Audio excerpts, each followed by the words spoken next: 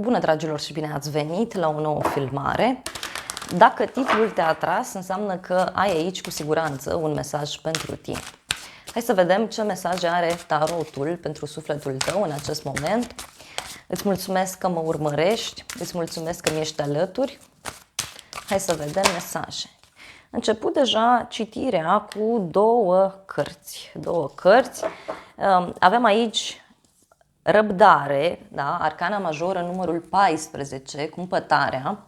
Poți avea o legătură cu zodia Săgetător, dar mai văd aici un moment în care tu încerci să găsești un echilibru. Poate să fie un moment în care ți se cere să ai răbdare, ți se cere să iei lucrurile încet, sigur.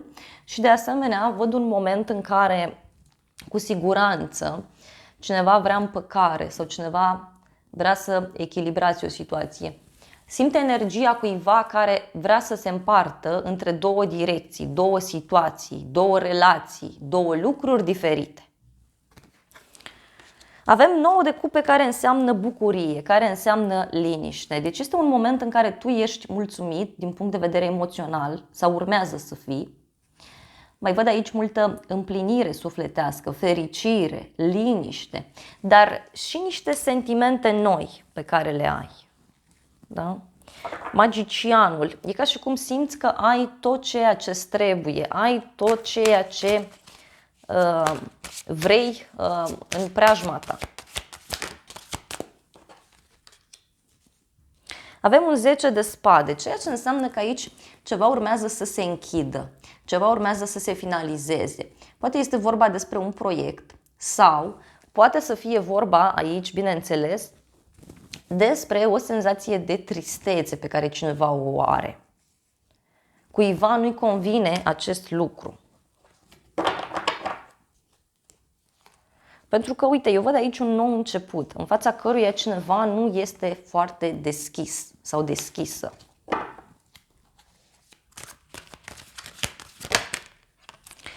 Regina de spade. Văd aici o legătură cu o persoană înțeleaptă. Poate să fie cineva care lucrează cu mintea sau poate discutăm despre energia unei persoane dintr-o zodie de aer. Gemeni, Balanță, Vărsător. Însă, văd aici că urmează să ai legătură cu cineva foarte sigur pe el, cineva care știe foarte bine ce își dorește, atenție. Este un sfârșit destul de dureros, aș spune eu. Da? Un sfârșit destul de dureros.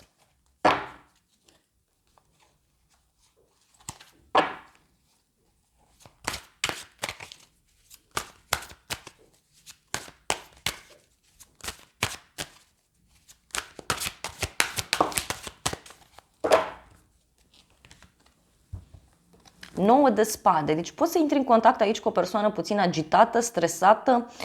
Poate să fie vorba despre o femeie singură sau o femeie care a trecut prin multe în viața sa, o persoană care are o experiență foarte mare de viață. Da?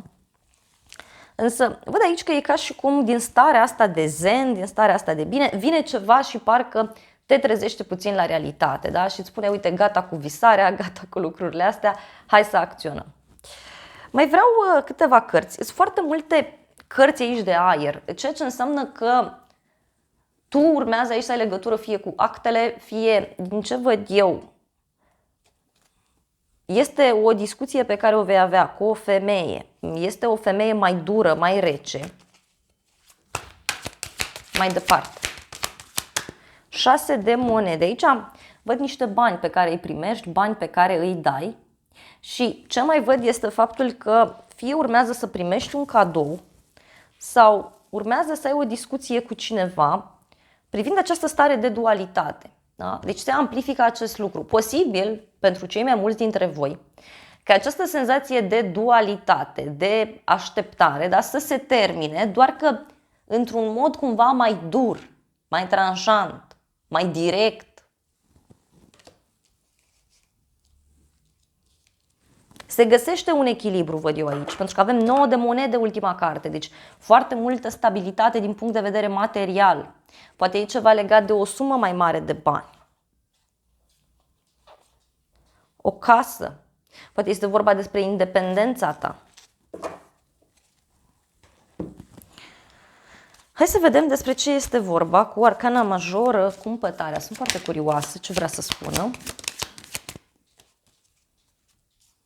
Lumea, deci aici văd eu o veste care apare legată de o călătorie îndepărtată sau poate ești undeva în depărtare și aici apare o veste extraordinar de bună pentru tine. 2 de cupe, e ceva legat de o relație, este ceva legat de o persoană care este stabilă din punct de vedere financiar. 9 de bâte. Da, poate ți este teamă în legătură cu banii sau în legătură cu o situație în care cineva oscilează. Adică acum este cu tine, acum nu mai vrea să fie cu tine. Hai să vedem 10 de spade. Sunt foarte curioasă ce se termină, ce se închide aici, în situația aceasta. 8 de cupe, deci 10 de bâte. Wow, asul de spade. Aici cineva renunță sau tu în următoarea perioadă vei renunța la ceva foarte, foarte apăsător pentru tine. Poate sunt multe responsabilități pe care le lași deoparte. Poate este vorba despre o relație pe care vrei să o închizi, o demisie pentru unii. Dar ce văd eu este un final, dar apare și asul de spade. E un moment în care începi să vezi lumea altfel. Poate chiar tu ești regina asta de spade, care spune gata, eu nu mai vreau să mai stau în situația aceasta care nu este clară, nu vreau să mai stau în situația asta în care lucrurile stau pe loc și nu se mișcă nimic. Și cineva renunță. Poate unii aflați de o despărțire.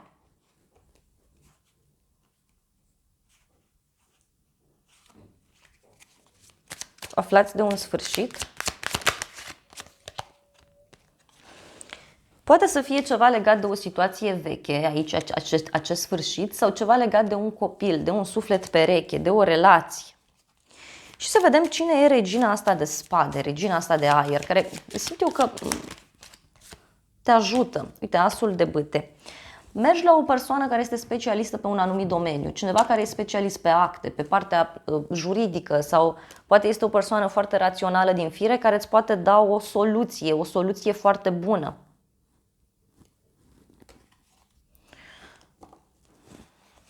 O maturizare, mai văd aici, într-o relație, avem 7 de bâte. Parcă e cineva care îți dă putere, cineva care te ajută, cineva care îți dă tot felul de vești, care mai pozitive. 9 de spade. Regina de monede, 2 de cupe. O legătură văd aici cu zodii de pământ, Taur, Fecioară, Capricorn, dar poate să fie aici un moment, atenție, în care apare un oarecare stres privind un contract, privind o sumă de bani, privind o colaborare, ceva important care se petrece aici.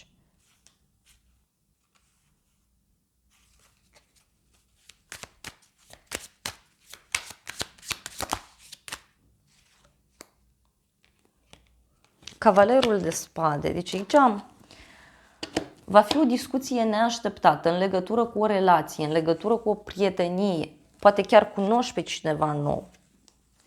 E ca un fel de luptă. Și hai să vedem 6 de monede, că până la urmă văd că lucrurile se liniștesc, se calmează. În urma unui drum scurt sau în urma unei discuții, aici lucrurile se liniștesc, se calmează. Văd o veste bună care o să apară după un drum sau după o călătorie. Interesant este că a rămas o carte, nu știu când a sărit din pachet și a rămas singură aici, întoarsă. Este o arcană majoră, o reprezintă pe împărăteasa, o legătură cu zodia Taur, zodia Balanță, dar poate toată situația aceasta are legătură cu starea ta de bine, cu partea aceasta de confort, care văd eu că se clarifică, se liniștește.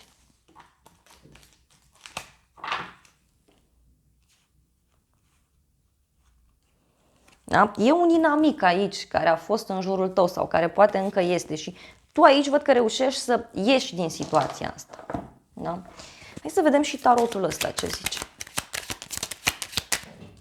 E ceva legat fie de o persoană mai în vârstă, fie are legătură cu o situație veche. Poate este ceva legat de niște discuții serioase pe care urmează să le ai.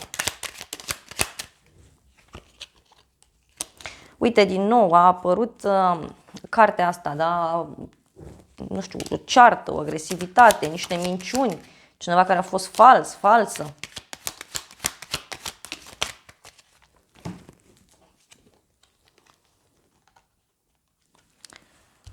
Și văd aici faptul că un bărbat matur te poate ajuta, te poate ghida.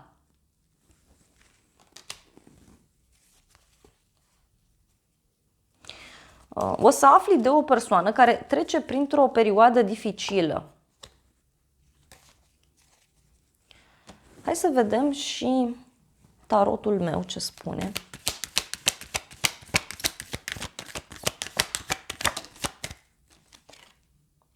Niște piedici văd pe care, uite, tu le vei depăși.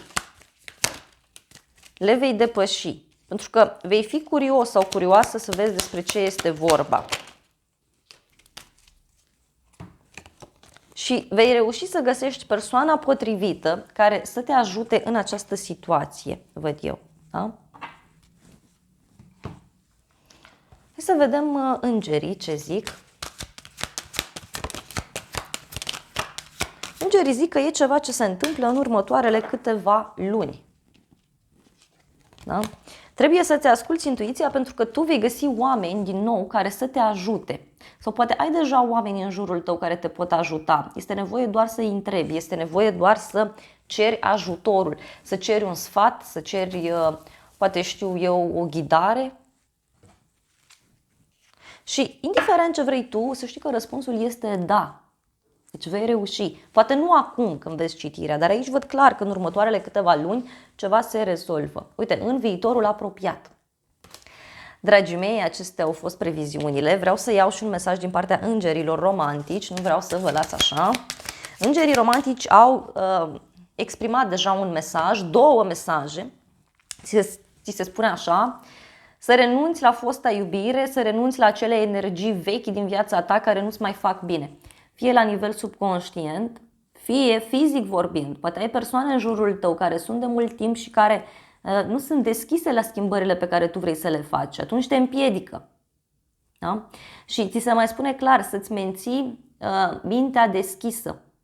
Pentru că sufletul tău pereche sau oamenii care sunt potriviți pentru tine sunt total diferiți de ceea ce tu gândești. Da? Și aici văd o separare, niște probleme în familie sau o prietenie care se termină. Afli despre un final, despre ceva care se închide. Să vedem acest oracol ce spune. Un noroc și bani. Deci dacă aștepți un răspuns aici, acesta este pozitiv. Și ce mai văd eu foarte clar este faptul că tu aici vei reuși să ai o mai mare încredere în tine, pentru că vei reuși să faci ceva pentru sufletul tău, vei reuși să faci ceva pentru inima ta. Poate să fie un mic mare conflict legat de o femeie mai în vârstă sau de o femeie care nu cunoaște foarte bine o situație.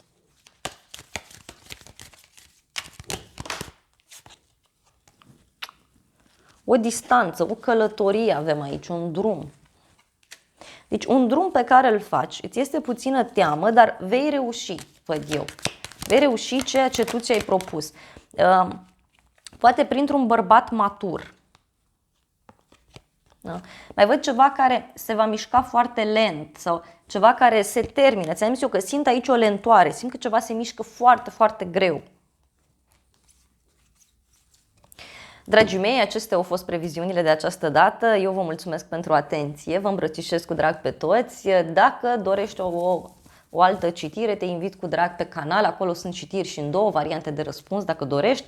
Te îmbrățișez, îți mulțumesc că mi-ești alături și să ne revedem cu bine și data viitoare. Îți doresc să ai parte de o zi sau de o seară cât mai frumoasă.